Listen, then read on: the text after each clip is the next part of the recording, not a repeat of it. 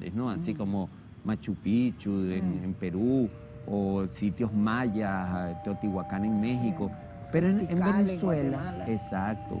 Pero en Venezuela nosotros no tenemos suficiente piedra porque somos un país de tierras bajas, tropicales. La piedra se consigue siempre donde hay cordilleras y las cordilleras que nosotros tenemos son muy bajas en relación, por ejemplo, a las andinas o las mesoamericanas. Entonces, ¿cómo hacíamos nosotros nuestros monumentos, nuestras construcciones?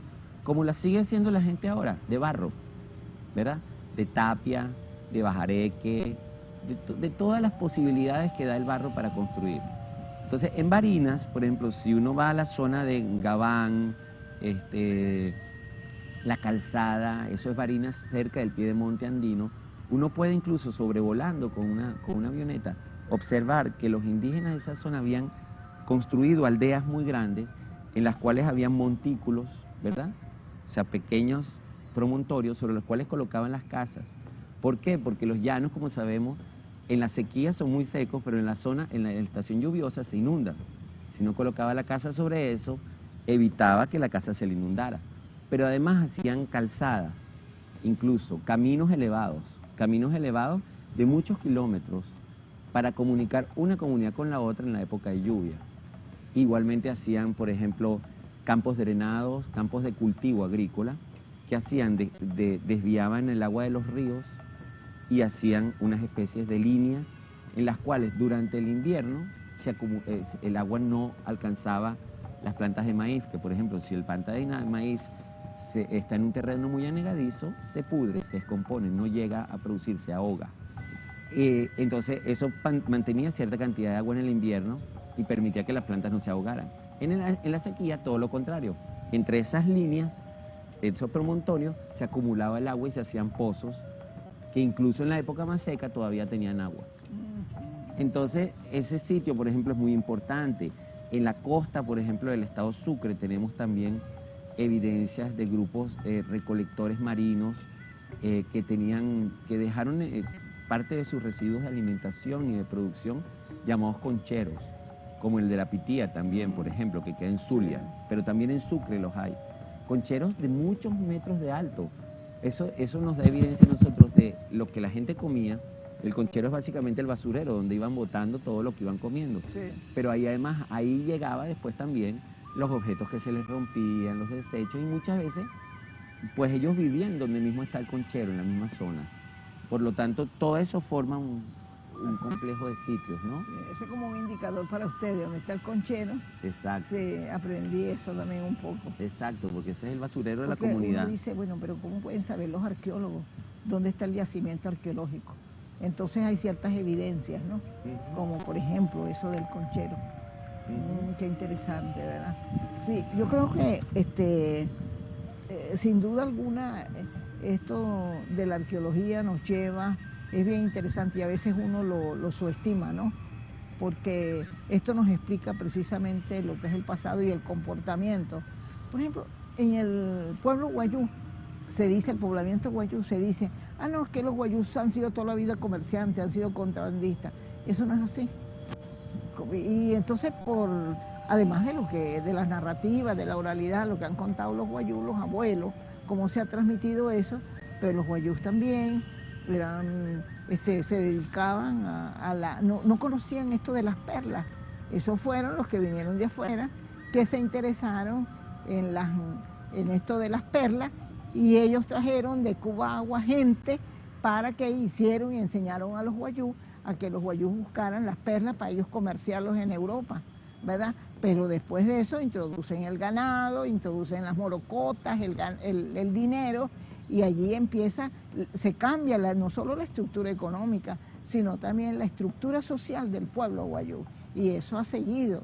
Y entonces esta historia es la que nos va a enseñar. Por eso es que me parece que es bien interesante, y ojalá yo aprovecho de hacer un llamado a las escuelas, a los liceos, en ese sentido de ver cómo nosotros podemos conjuntamente, yo sí siento una necesidad, porque el pasado es lo que nos hace que amemos el país, amemos la patria, y a veces la gente está de espaldas a los propios indígenas, y no solo es para que sientan amor por los indígenas, sino por la patria, para que conozca, porque a veces conocemos más.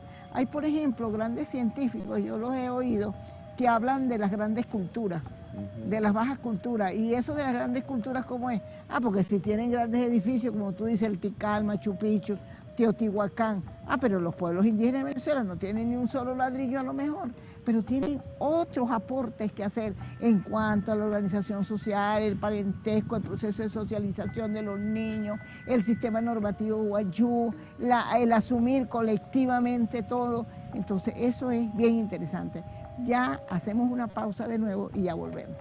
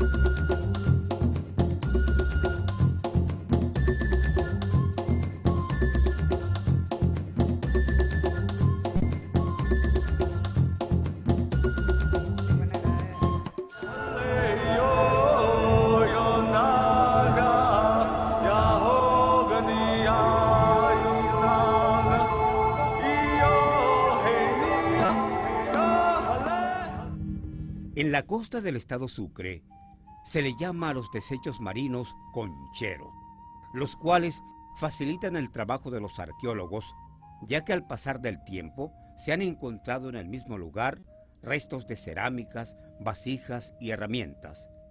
Los mismos hoy en día son catalogados como yacimientos arqueológicos. Tu programa Presencia Indígena, Nacán. Profesor Rodrigo Navarrete.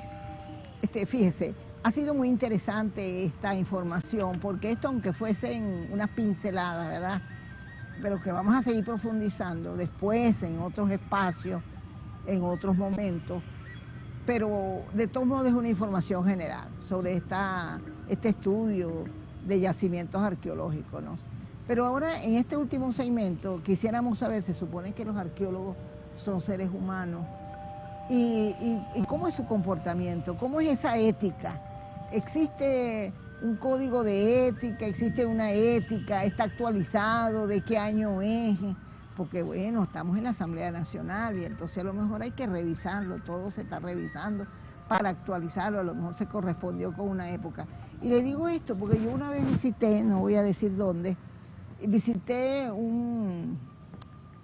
visitado varios museos y a veces me da dolor de la manera como a veces veo yo, ¿no? Que, claro, no es con los arqueólogos y los antropólogos, pero con el personal, el equipo que trabaja, digamos, no hay, no sé, yo como indígena espero otra actitud, otra reverencia, otra conducta, otro respeto por lo menos, un respeto hacia esos objetos que están allí, que tenemos que darle lectura, que son objetos de nuestros antepasados. Entonces, ¿qué es lo que es?